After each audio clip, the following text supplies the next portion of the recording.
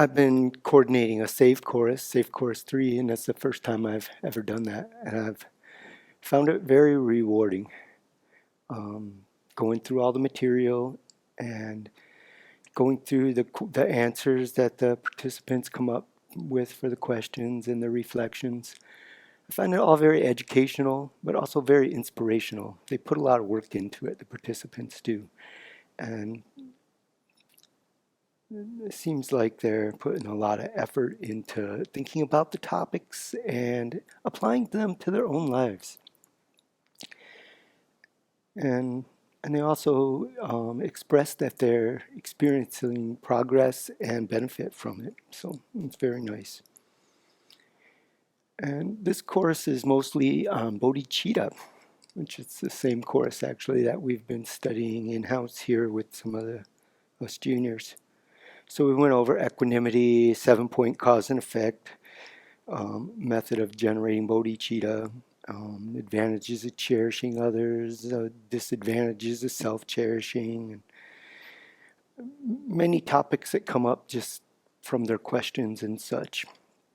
And so I'm going to go over a few of these things that came up that really I thought were very inspirational or very interesting.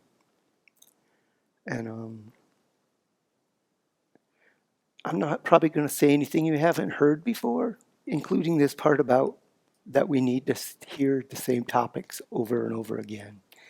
You know, whether you've studied them once before or if you've studied them for 40 years, we need to be looking at going over the same topics repeatedly and hearing, contemplating, and meditating on them and putting them into practice in our own life.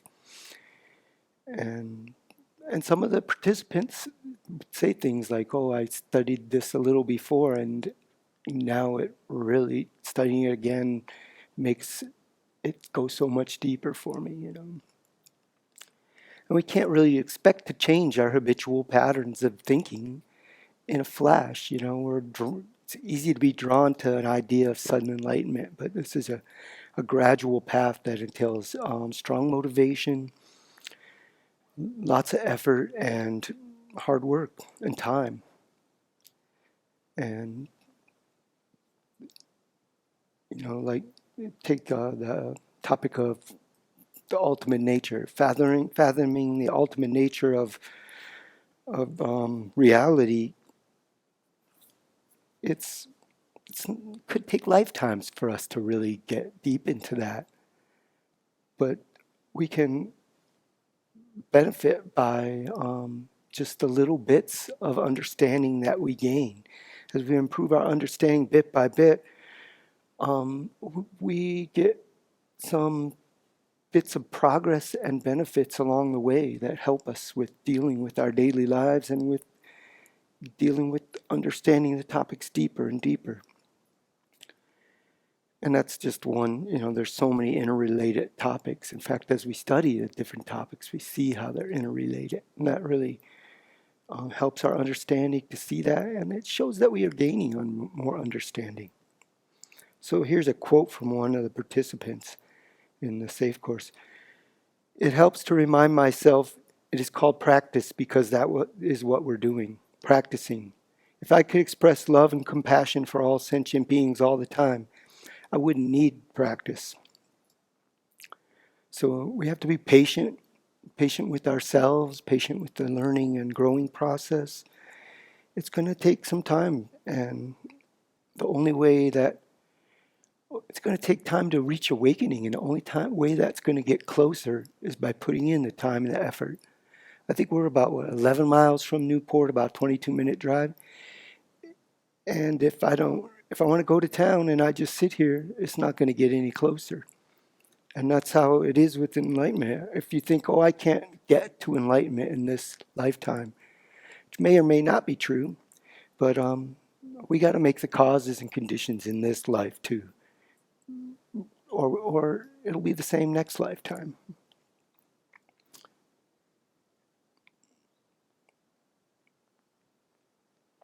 Oh, and one topic we covered a lot in the Safe 3 course is to recognizing and repaying the kindness of others.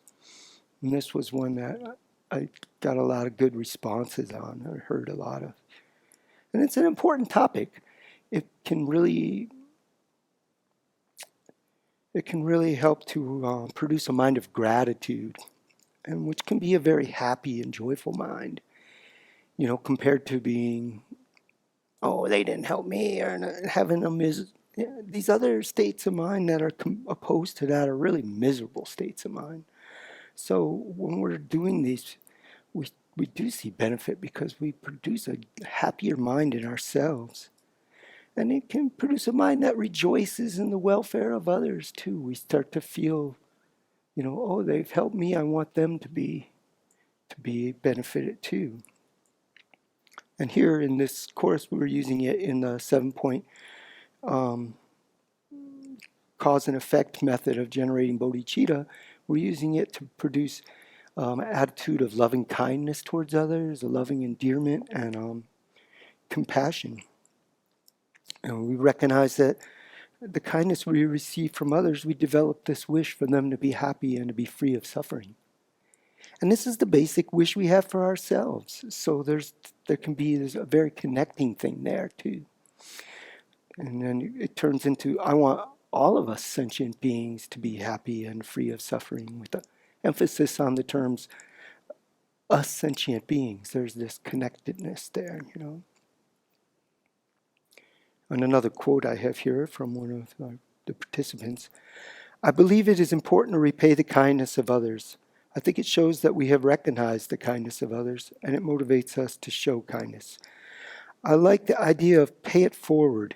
Even if we can't return the kindness to a particular person who has been kind to us, we can find ways to be kind to someone else. And I really included that here because I like that last bit a lot.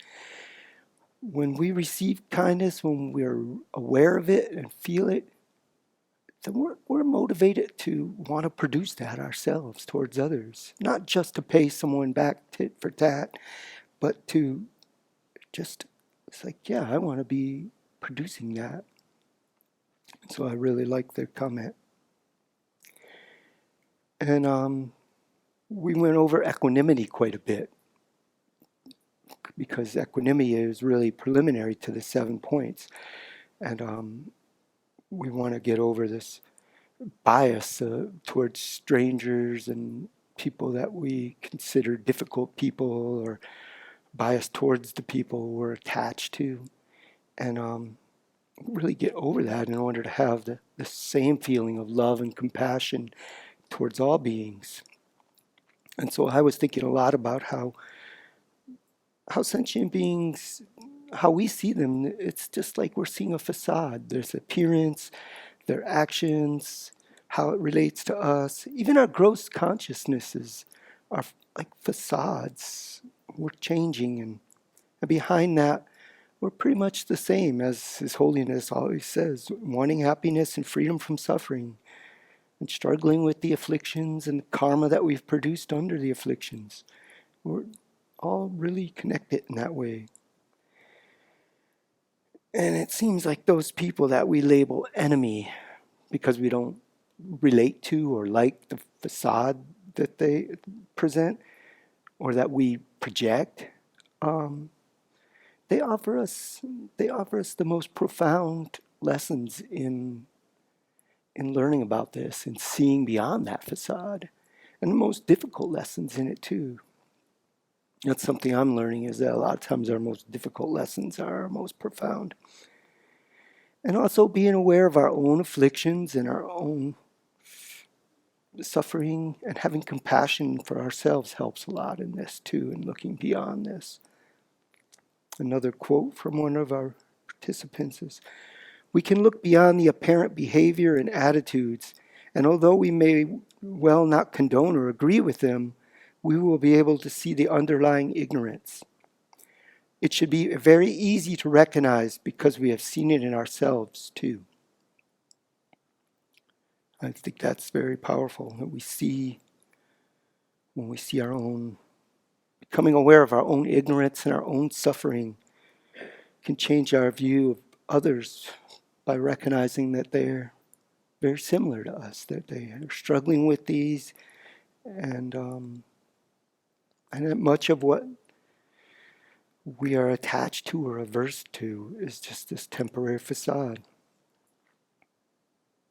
And the beings behind that, behind those appearances, are, including ourselves, we want to be happy, and we are so often looking in the wrong place for that. We want to be free of suffering, and we repeatedly engage in activities that bring us suffering.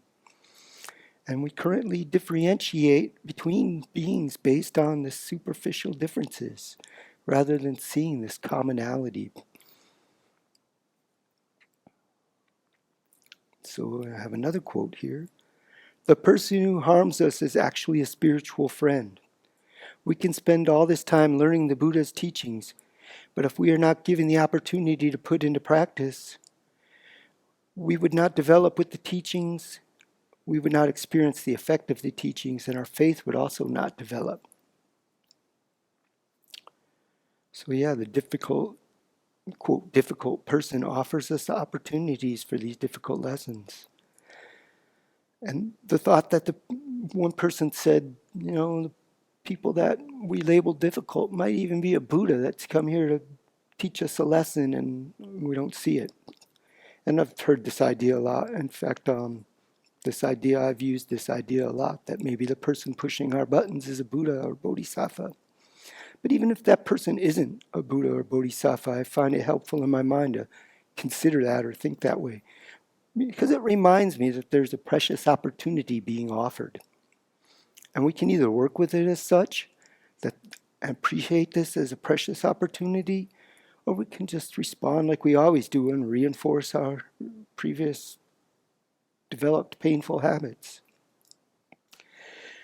If you give a little kid a present of a little toolkit, maybe a little handsaw and a hammer, you better have something for them to hammer on a saw on, because they're going to saw on something and they're going to hammer. They're going to want to try these tools out, And we learn these tools for dealing with overcoming our anger, and when the opportunities to use those tools come up, how often do we just totally disregard our new tools and fall into old habits? And this is big part of this is that we don't recognize these opportunities. We don't see the situations, we just see them as a difficult situation we want to get out of, rather than seeing this as an opportunity for me to practice. And of course, there's more to it than that. There's, deeply ingrained habits of how we have reacted, responded, and the misconceptions about how we exist and our strong sense of self, overinflated sense of self. But here really I'm trying to just talk about seeing the value of the opportunity and the value of the person and the kindness of the person who's offering that situation. And it's not about putting up with someone, learning to, I can learn to deal with this person, and hoping they will change. It's about learning to see past what we have aversion to and still be capable of love and compassion to that person. Of not getting hung up on our own trip so much that we can't see the good qualities and the pain of others just because we're getting hung up on how this facade affects me, And self-love is important in this too. When I'm not feeling good about myself, I tend to be in a bad mood, and then it makes this work hard.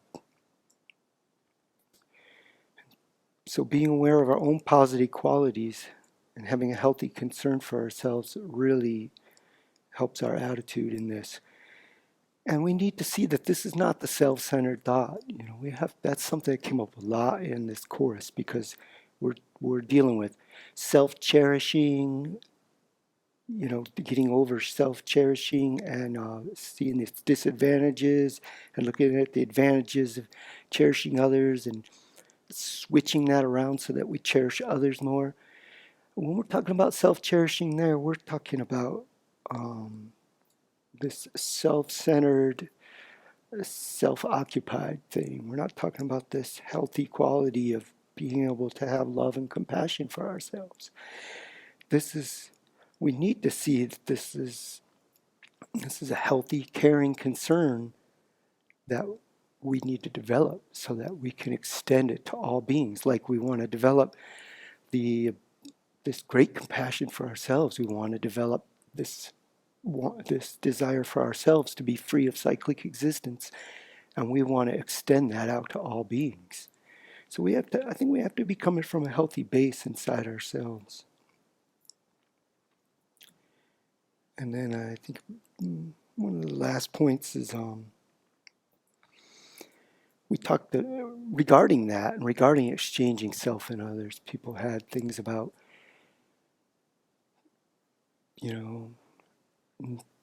trying to work with a balance of not being a doormat, but being able to be wanting to be helping others. And I really thought about that, and that being clear on the fact that we're talking about developing an attitude of cherishing others, of concern for others, and then having our actions flow from there. That doesn't mean, catering to somebody's every whim, because those whims and desires, they might not even be helpful for that person. We have to develop a good attitude towards all beings, and then we work from there. And then we need the wisdom to help us balance and figure out what actions are good to take because of that. And so we work with our own mind. We transform our own mind. It's the only mind we can transform. It's all internal work. And it's so easy to get stuck in an attitude of trying to change external things and think our happiness and suffering are externally caused. And that's a big point the Buddha made, and that we've all heard and we think we know, but when the rubber hits the road, here we are trying to spruce up our samsara again, So it's something we have to bring to mind again and again. And another quote here from someone is, just thinking about the joy that permeates from one act of kindness is that all that is needed to remind how powerful and relevant all this is. So when we see the joy in others and we feel joy at being able to help others and give kindness to others, that's really so inspirational for so many of us. And another person's quote was, could be so easy to deal with situations and be happy. How much better it would be day to day. How much happier we could actually be. It's so true that we can really feel that too, when we manage to put our Dharma practice and bring our Dharma knowledge into practice in the situations in our daily lives, that we can feel that that's such a happier way to deal with things. And we can imagine what it will be like to be a Buddha, to never be angry, sad, anxious, or any of that stuff. And so these are just some of the points that I really felt inspired about through this course. Thanks for listening.